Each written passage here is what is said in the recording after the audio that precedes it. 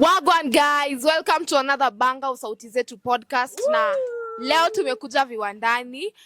Sisi ni wa communities different, informal settlements, wengine ni wa Dandora, Korogosho, viwandani. Nataka kusikia what are some of the challenges zenye tunapitianga kwa mtaa yetu, si ndio? So before nisahau, naitwa Linto from Community Voices Network na nitaala kwanza team introduce before tuendelee.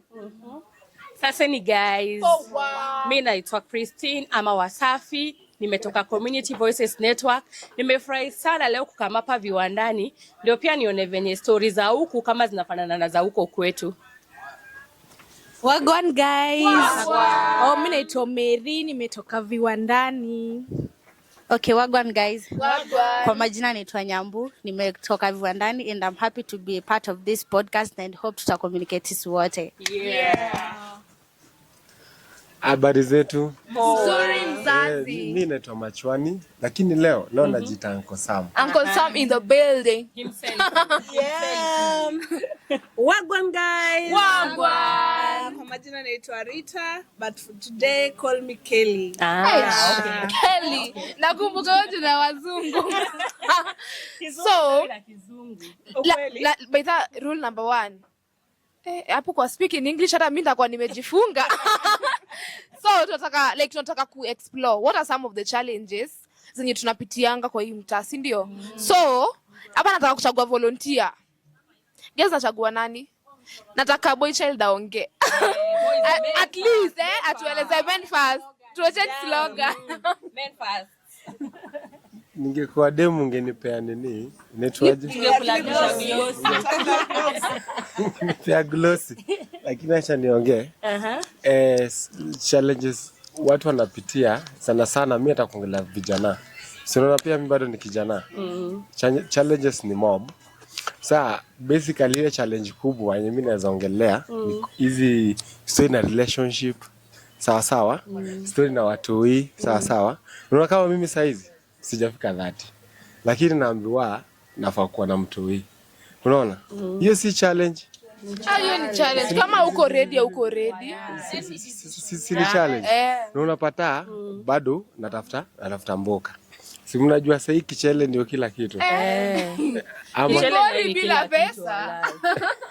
Hata mmenotice pale parliament ukienda vetting unaulizwa kuhusu net worth. Ndio hiyo sasa. Wana confirm kichele. Wana kwa neti. Uwezi kwa watu bado.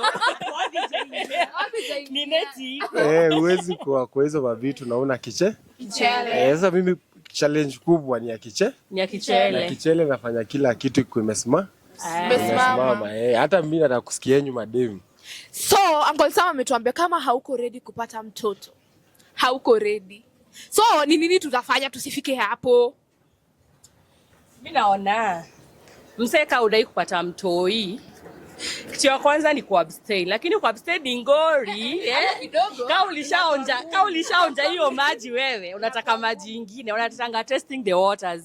Ukisha test water lazima urudie, si ndio? So kuabstain saa zingine pia inakuanga ngori kidogo, but tunaambia wase wenye wajaanza sex na wako ready kuabstain, si ndio? Lakini kama umeshindwa kuabstain, jitafuta contraceptive, si ndio? Enda OC pewa contraceptive. Alafu tuone venye itaenda. Pia mimi na feel kupata mtu inafaa kwa choice ya msei. Kana feel at this age siko ready kupata mtu. Hata mwenye tuko naye kwa hii relationship afai kuni pressure. Inafaa kwa choice yangu. Yeah. Na niko na question. Na kama nimeenda kama msichana, nimeenda nikamess. Good question. Already niko na mimba. What next? Yeah. Mimi na feel kukuwe na hiyo safe abortion. As in kama udai kukuwe na hiyo safe abortion. Unaona saka saiju abortion ni illegal. Unapata kuna dem kama uko kwetu mimi najua. Alienda akajaribu. Unajua ile unapelekwa kwa daktari wa kienyeji. Unasikia dem amebleed hadi karibu akufie kwa hao. Then unakuwa judged na community na kujudge. Unaanza kusikia ule alikuwa anataka kutoa mimba but wafai kukua mtu na kujudge ati juu umetoa ball. Si ni choice yako kupata mtoto.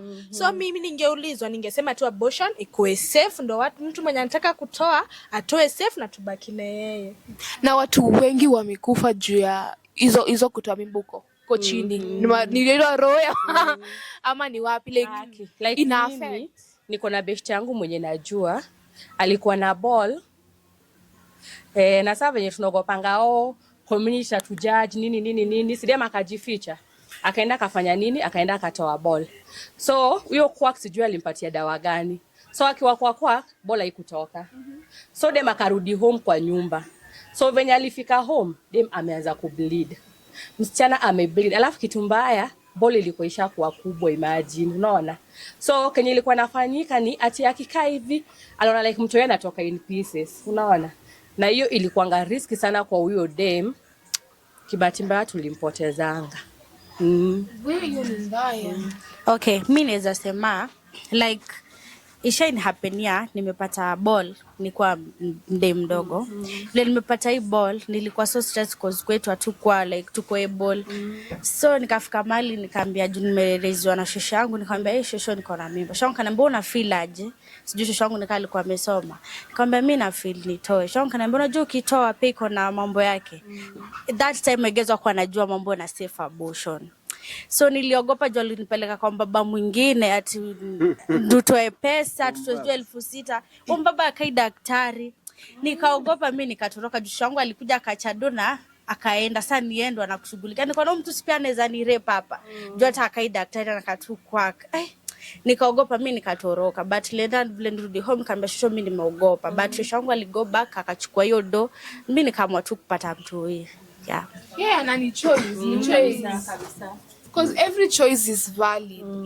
Okay, feel you're ready to keep it, sindio? Like choice hapa tu ni wewe chagua tu kenye unataka, sindio? But again, ndio venye amesema like abortion is illegal. Kuna article 26(4) inasema abortion is legal under circumstances. Sasa what are some of those circumstances?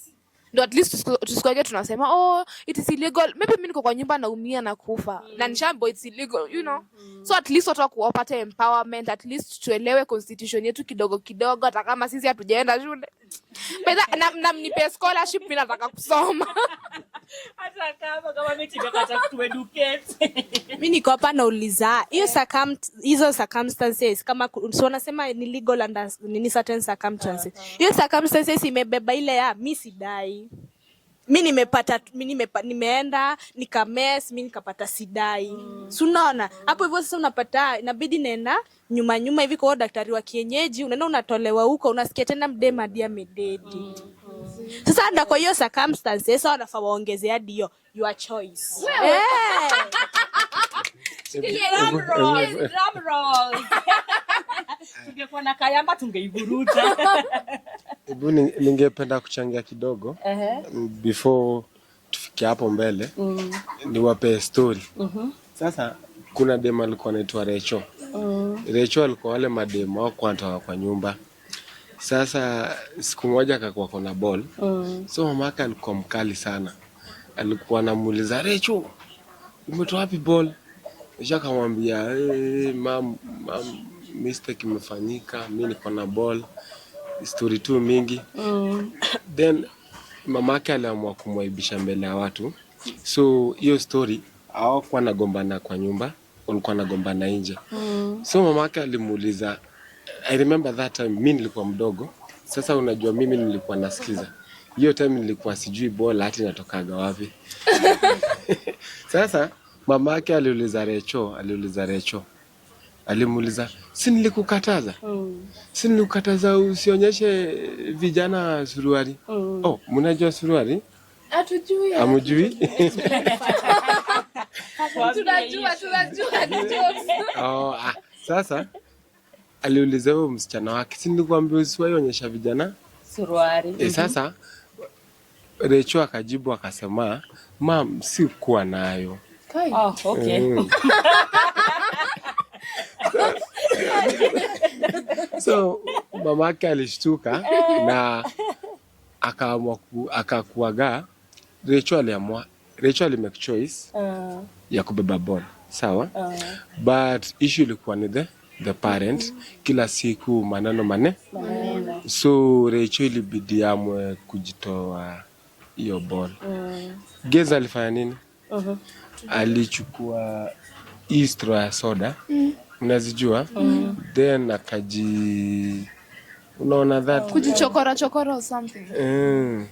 Then time alikuwa imemlemea, ndio time alichukuliwa akapelekwa hosi.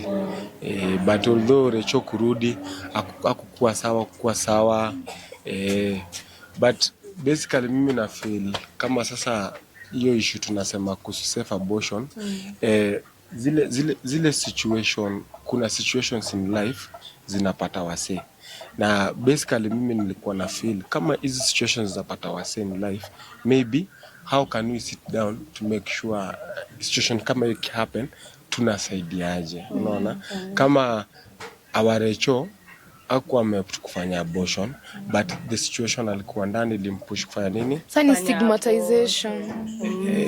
Sasa mzazi wake alikuwa anamstigmatize, wenye anaambia watu, alafu anaiweka kwa public, kwa community. Wala. Mimi tena nimepata swali from yo kenye Machoni anasema. So nataka leo ni Uncle Sam. Uncle Sami. Uncle sawa. Wacha niandike Uncle Sam himself.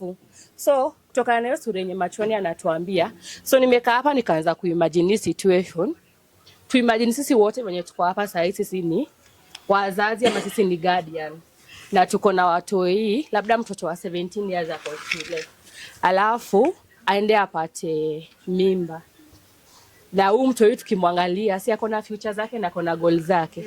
Sasa sisi wenye tuko hapa, Nyambu, weka ni wewe unaweza do, tuseme labda sister yako ama we ni guardian, mtu unaishi naye amepata ball 17 years, ako na goals zake, ako na vitu anafaa kuachieve, weka wewe unaweza mwambia afanye nini? Okay, for me naweza mwambia, okay, si mimi ndo guardian.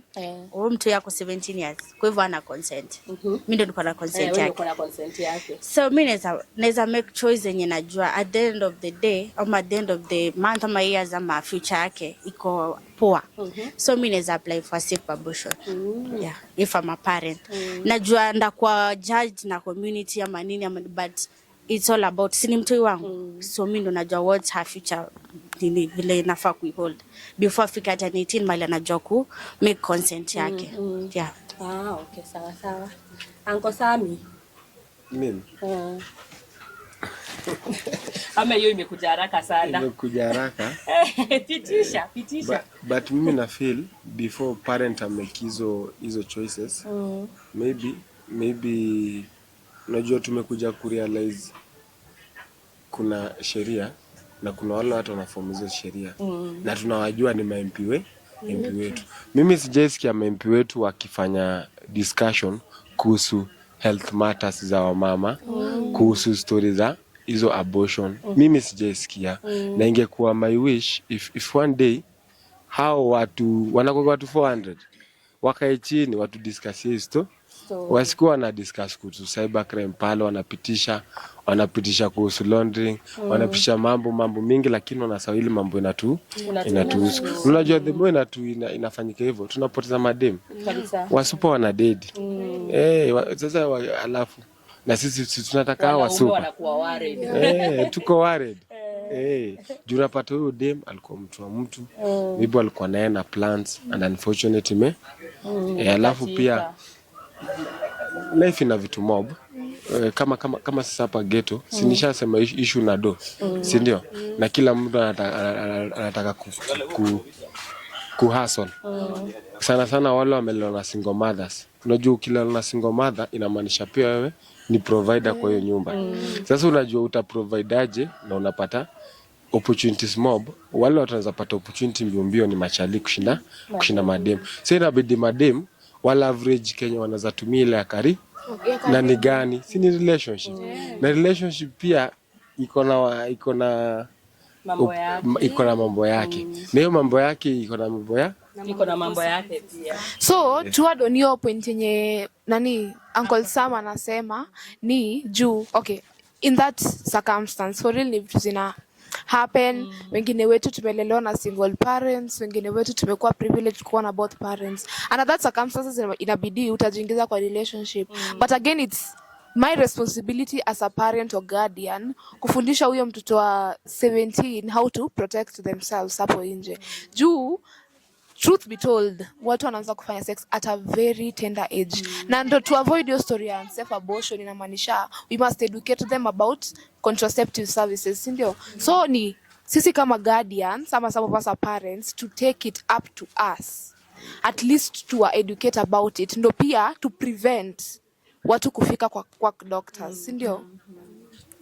But unajua one thing wazazi wanatendingi kuignore ni ati ule msichana amekuja amekuwa sexual active, unaona? Alafu washakujanga wakakuwa ni kama kudiscuss sex na mtoi, it's kind of immoral, you know, inakuwa ni kama tabu.